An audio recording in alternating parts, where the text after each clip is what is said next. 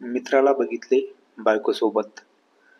मित्र आणि बायको दोघे बेडरूममध्ये होते.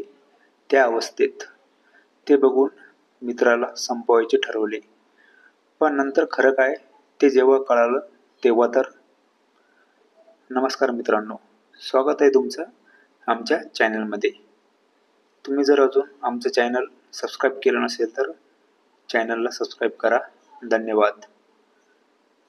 मित्र हा एक असा विश्वासू असतो ज्याच्यावर डोळे बंद करून पण विश्वास असतो.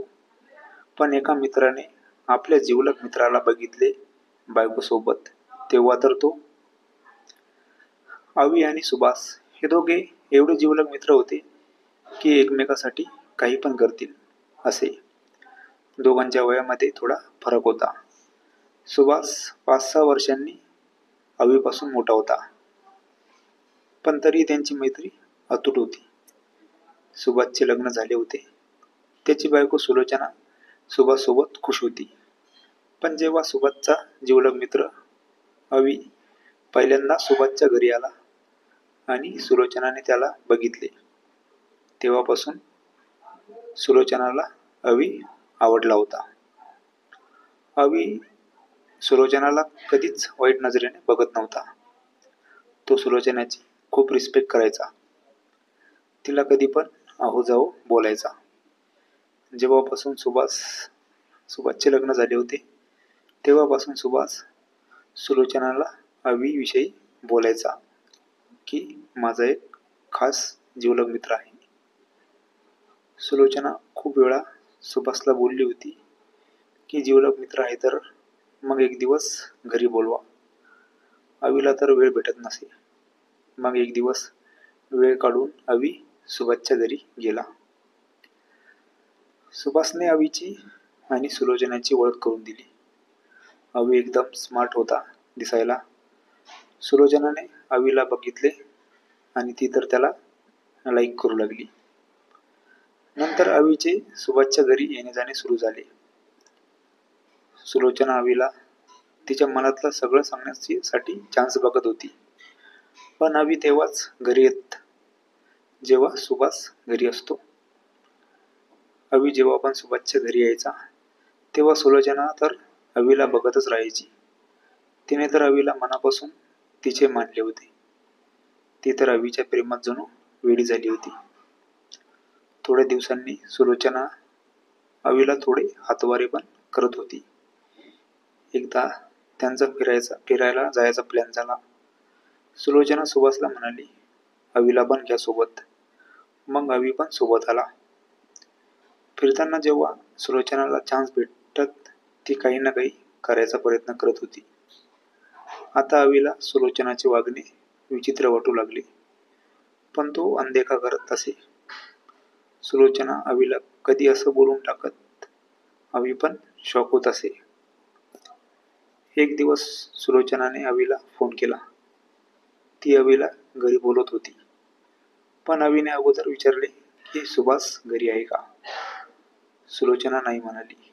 नंतर अवी गेलाच नाही. परत एकदा तिने ट्राय केले. सुभाष कुठेतरी बाहेर गेला होता. सुलोचनाने अवीला फोन केला आणि काहीतरी खोटं बोलली.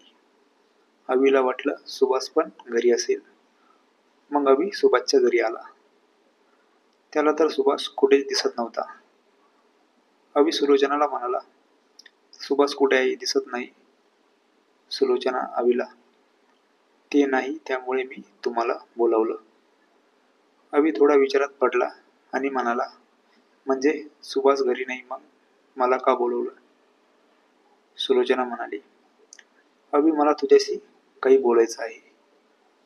ती अवीला तिच्या बेडरूममध्ये घेऊन गेली आणि त्याला मिठी मारली.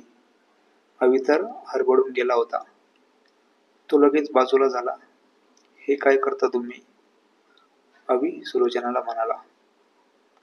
सुलोचना अवीला म्हणाली, माझं मन आलं तुझ्यावर. खूप दिवसापासून मी तुला बोलणार होते, पण असं एकांत भेटत नव्हता. मला आता दूर नको करू, जवळ घे. अवी म्हणाला, हे बरोबर नाही. तुम्ही माझ्या मित्राची बायको आहात. मी असं नाही करू शकत. सुलोचना आणि अभि बेडरूममध्ये होते तेवढ्यात सुभाष बाहेरून आला. त्याला बाहेर अभिची गाडी दिसली. तो मनात म्हणाला, अभि कसा काय आला? नंतर तो घरामध्ये आला. त्याला बेडरूममधून आवाज येत होता. तो बेडरूमकडे गेला आणि त्याने अभिला बघितले. सुलोचनाने परत अभिला एकदा मिठी मारली होती. सुभाषने अभिला आणि सुलोचनाला त्या अवस्थेत बघितले. ते बघून तर सुभाषच्या पायाखालची जमीनच सरकली. तो तर एवढा शॉकमध्ये होता, तो तिथून गुपचूप बाहेर निघून आला. त्याला तर खूप मोठा धक्का बसला होता. त्याच्या मनात वेगळंच येत होतं.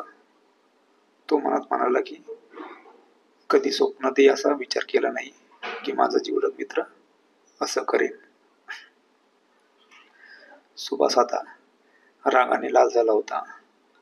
त्याच्या मनात अभिविषयी घृणा निर्माण झाली.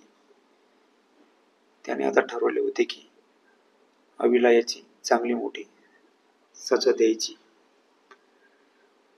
तिकडे अभि सुलोचनाला समजावून निघाला. तो म्हणाला, मी तुमच्या समोर हात जोडतो, असं नका करू.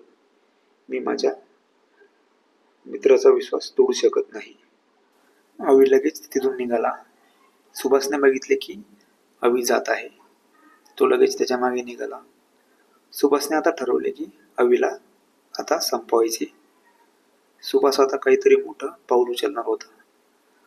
तो घरी गेला आणि सुलोचनाला काही नाही बोलला. तो हॉलमध्ये गेला आणि त्याने त्याचा फोन काढला. सुभाषने फोन बघितला. त्याला अभिचा फोन आला होता, पण फोन खिशामध्येच उचलला गेला होता. सुभाषच्या फोनमध्ये रेकॉर्डिंग आपोआप होत असे. तो कॉल पण रेकॉर्ड झाला होता. आता सुभाषने ती रेकॉर्डिंग ऐकली आणि त्याला आता सर्व समजले होते. जेव्हा सुलोचना अभिला बेडरूममध्ये घेऊन गेली होती तेव्हा अभिने सुभाषला फोन केला होता आणि फोन उचलला गेला, पण त्याला तिकडून काही आवाज आला नाही. तेव्हा लगेच सुलोचनाने अभिला मिठी मारली होती. अभिने हडबडून फोन तसाच खिशामध्ये टाकला. तेव्हा कॉल सुरूच होता. सुभाषच्या डोळ्यात पाणी आलं. तो तर सर्व सेट करून बसला होता अभिला संपवायला, पण त्याला चूक कोणाची हे कळालं. सुभाषला परत अभिचा फोन आला. सुभाषने फोन उचलला. अभि सुभाषला म्हणाला, मी तुला अगोदर फोन केला होता, पण आवाज नाही आला. तुला बोलायचं मला खूप पर्सनल आहे. अभि त्याला सुलोचनाविषयी सांगणार होता. सुभाष सुलोचनाकडे गेला आणि तिला तर त्याने अगोदर 1-2 दिल्या. सुभाष सुलोचनाला म्हणाला, तुझ्यामुळे मी माझ्या मित्रासोबत काहीतरी बरं वाईट करणार होतो. तू अशी वागशील मला वाटलं नाही. तू निघून जा आत्ताच माझ्या घरामधून. सुभाष अभिला भेटला आणि त्याने अभिला सांगितले की तो काय करणार होता. त्याला जर ती कॉल रेकॉर्डिंग भेटली नसती तर काय झालं असतं. अभि सुभाषला म्हणाला, तुला माझ्यावर भरोसा नव्हता की मी असं काही करेल. हीच आपली मैत्री आहे का? सुभाष म्हणाला, मला माफ कर, पण कधी कधी माणूस डोळ्याने जे बघतो ते पण खोटं असू शकते, हे मला समजलं नाही.